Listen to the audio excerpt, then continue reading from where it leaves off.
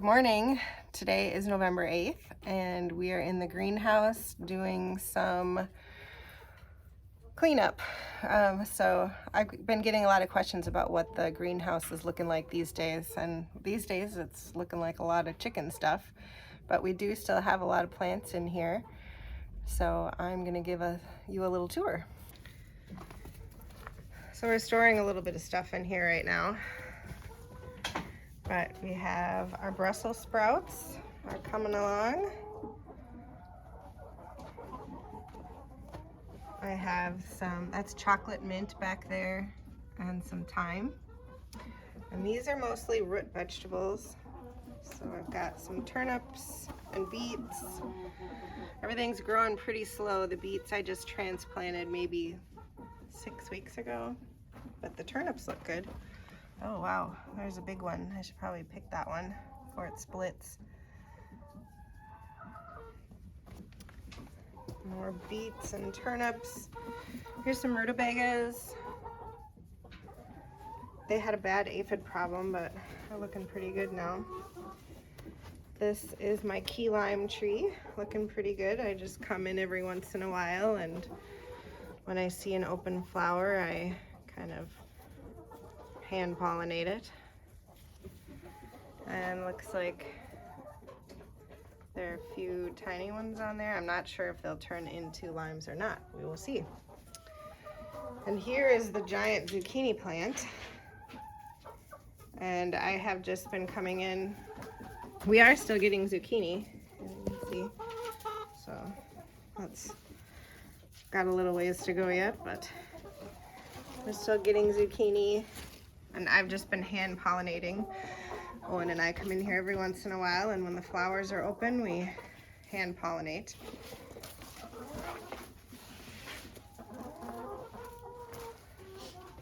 I've got some lemon basil that I just keep throwing to the chickens. And this is the Genovese basil. That's really slowed down now that it's gotten cooler in here. These are the green beans. They're done. I'm gonna actually pull these out today. But we are still getting some green beans. We've eaten quite a few off of here. We just did actually a few nights ago, but you can see the green beans aren't looking the greatest, so I'm gonna plant some onions in here, I think, and see how long that takes. The tomatoes are still going great. Looks like I've got, this could just be sunburn. I'm not sure. You can see we've still got some tomatoes, and they are ripening very slowly.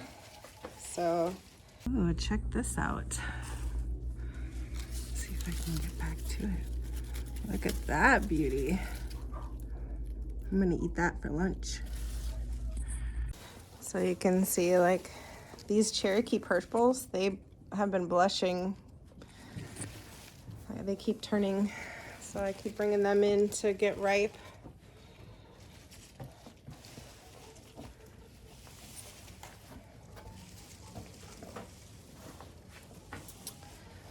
I'm not doing a very good job of pruning anymore, so it's getting to be a little tight to walk through here, but the paste, the San Marzano tomatoes, they're still turning.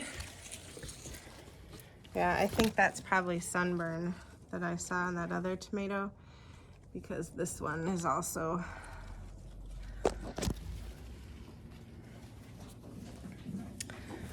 and the cherry tomato looks like, yeah, still has a bunch down there. These are Berry's Crazy Cherry. You can see all of these flowers up here. I mean, there's just hundreds of them. I don't know that we'll get any, but I'm gonna find out. So the end walls and the north wall are all insulated now. Oh, actually I lied. The east end wall is not insulated yet, but all of the north wall is now insulated. We used the 3-inch foam board just because the price to get it spray foamed was astronomical. Even this foam was expensive, but I'm sure we saved half the cost just by doing the foam board and doing it ourselves. It was not easy. I don't know how we're gonna get them to stay. So we basically just put glue on the back of these pieces of foam board, stuck them up there. Whoops. Moved everything. Watch till the end for some bloopers, aka Nina and Joel getting really frustrated with the tools. We gotta glue the other one. Thing down there. The right. Okay.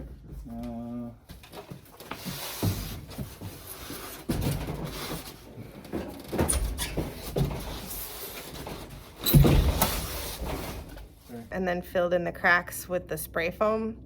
Well, you'd think, you think that's it, right? At least I did. Well, you actually need to have lots of posts putting pressure on them to hold them up against the north wall so that they don't just fall off. Smile. Because that's a good, I don't know, it's maybe a 45-degree angle. I should find out. But, and it just took a few hours for the glue to dry, and the spray foam really did a lot to help it stay up. After talking to the people at the greenhouse in the snow, they did recommend that we go in and actually like completely cover all of the metal as well with the spray foam. So there's more rutabaga, and all of the peppers are doing just fine. They're a little stressed and I'm not getting as much from them, but I just harvested 4 or 5 bell peppers the other day to have for dinner and lunches. So the sad part of the greenhouse, and the part I'm not really thrilled about showing everyone, but like we said, we're keeping it real, right? Are the trees. I'm not sure how we got so infested with spider mites, but that is the problem. We are infested with spider mites on a few of the trees, and it seems kind of hopeless, like I'm not going to be able to win this fight against the spider mites. I've been doing some research on predators for the spider mites, which are ladybugs, and then another kind of mite that I can buy. I'm a little worried it's too cold for the ladybugs. So here I'm standing in the tree part of the greenhouse right now. Start here with the worst case. So this is a Red Haven peach. And you can see the webbing here. And you can see the little orangish dots in the webbing? Those are spider mites. And it's a pretty severe infestation. And you can see it's really taking its toll. Trying to focus in, see the webbing and the little dots in the webbing. It's really taken its toll on this tree. And I've used neem oil on this tree a few times. I may not be doing it often enough. So that is one thing I'm gonna try to do, is step up the neem oil and do this every 3 days for a little while and see if I can knock it down, because they're at the rate they reproduce, doing it every week or 2 isn't enough. So I'm gonna try every 3 days and hope for the best.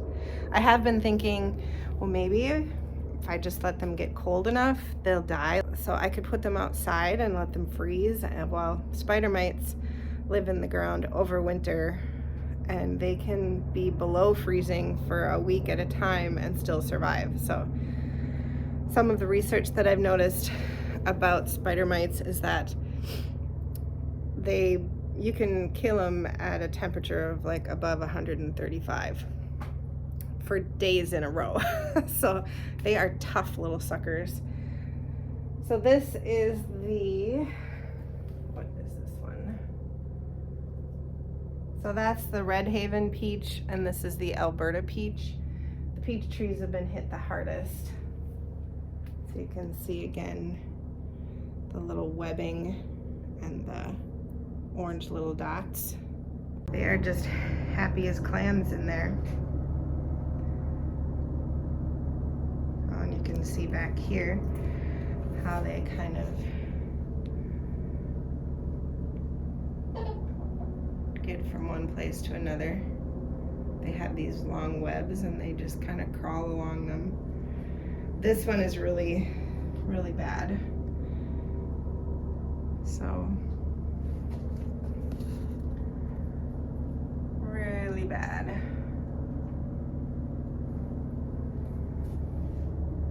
Then, this is not related to spider mites, but this is the fig tree. I've never had a fig tree, but this is not good.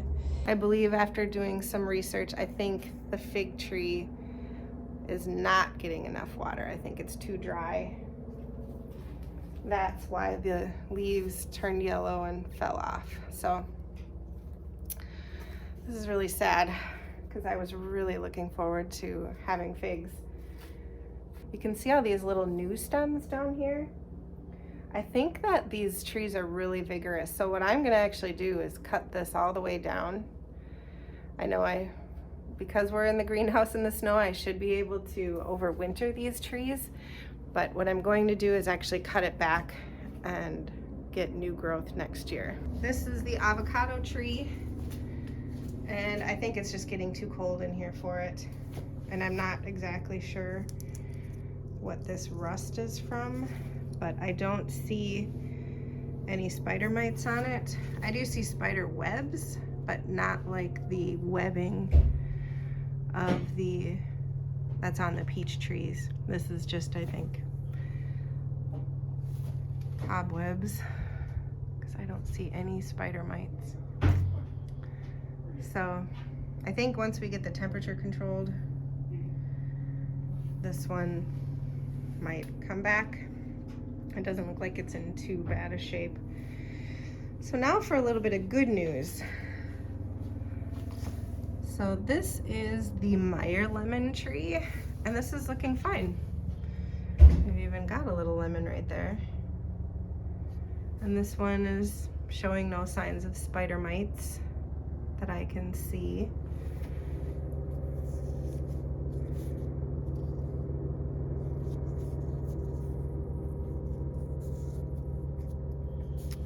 I am trying to look to see. So by the time I noticed the spider mites on those trees, it already had the webbing. And I guess the webbing is a sign that if you can see the webbing, it's pretty far gone. An earlier sign would have been to look for the discolored leaves, like this, like, I don't want to touch that tree, but the leaves start to look kind of faded and yellowish like this. They look stressed. So now I do look for that on all of the other trees. So anytime I see something that looks like this, just a little discolored, I'm checking the back, I'm checking the stem for any webbing, and I'm not seeing any on this one. So I think this one is fine. If it was too stressed, I don't think we'd have a lemon starting. So that's some good news. I get back through here again.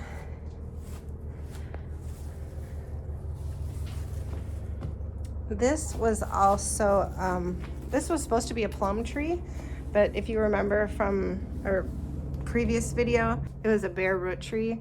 And so this was the tree that I received, but the only thing that ever grew was something from the root, which this tree was grafted onto something else. And this one also got infested with the spider mites. You can see right there. The spider mites really seem to like these trees that have these long skinny leaves. I don't know if that has anything to do with it, but you can see they're doing you can see that they are doing a little trapeze act here. They go up this, they create this web and then crawl along it to get from one limb of the tree to the next, which makes me think they'll try to spread throughout the greenhouse too.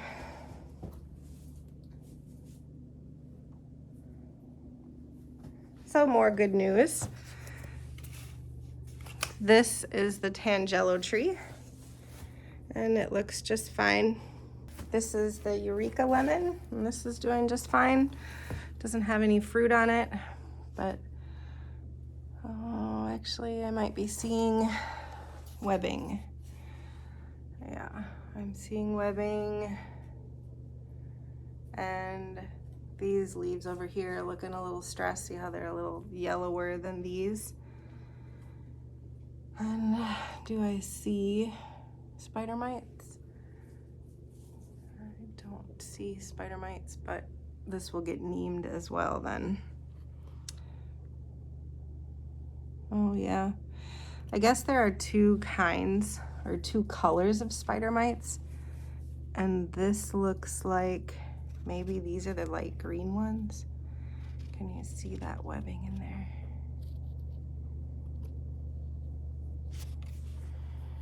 Ugh, that is so disappointing. I guess they really thrive in hot, dry environments. And it was pretty hot and dry in here this summer as we were figuring out the temperature and humidity. So, I don't know, I guess we created the perfect environment for these darn things. But we'll see what we can do, see if we can figure out how to bring them back. I don't know.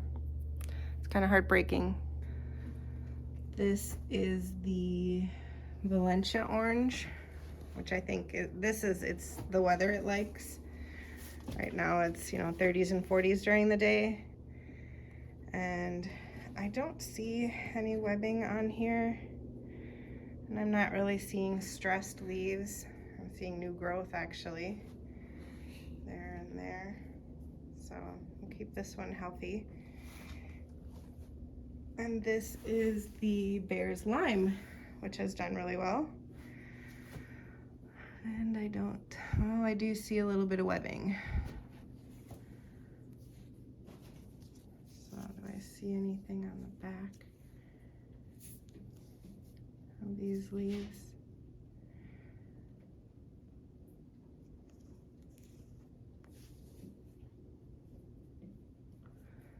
You can see the webbing there, but I don't see any spider mites in it.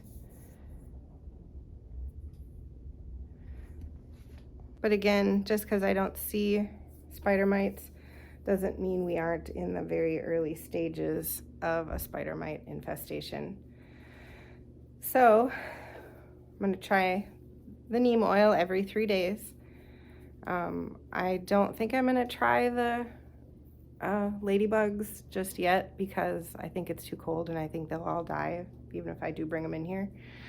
So there's another type of mite that will prey on the spider mites, and it's escaping me right now. I'll put it on the screen when I find out when I'm making the video. But my concern about putting them in here, I think they would be fine with this temperature. I think they're very, very similar to the spider mite, what they can tolerate. So, but my concern about putting them in here is, will they cause other problems? So I'm gonna test this out. We'll figure it out and we'll let you know how it's going. But so far the trees are kind of a mess. But the peppers, they look great. So here's some bell peppers. And that's a nice size. Oh, I've got lots of lots of banana peppers in there I should pick. And there's more serranos coming along. And here's what the greenhouse looks like from this end. The chickens seem to be liking it in here. We are gonna get some perches put up. And then we're gonna put a little netting over the top here, just so they don't get out and eat all of the zucchini. They seem to love the zucchini. If any of you have ever dealt with spider mites and won, or just even, I'd love to hear the things you've tried. Comment below, because I'm kind of disgusted with them. They're a little gross to deal with. You know, if you try to pull them all off or walk by them, you're worried they're all over you, and they are these tiny little gross things that look like parasites, and I've been dreaming about them. They've been keeping me up at night. Ugh. I gotta go get the Sawzall then. I don't know if those batteries are charged. Doesn't it use the same batteries as the... No. Oh, no. Why would that be a thing? No, so this is the one that was just sitting here. What? I pulled that out of the charger. Yeah, and I...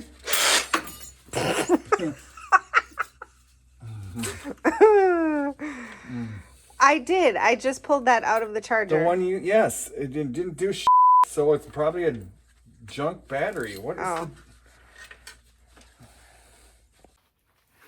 I can't see a damn thing. What are you looking for? Can I help? Look in the camera. What? They're a little fogged up.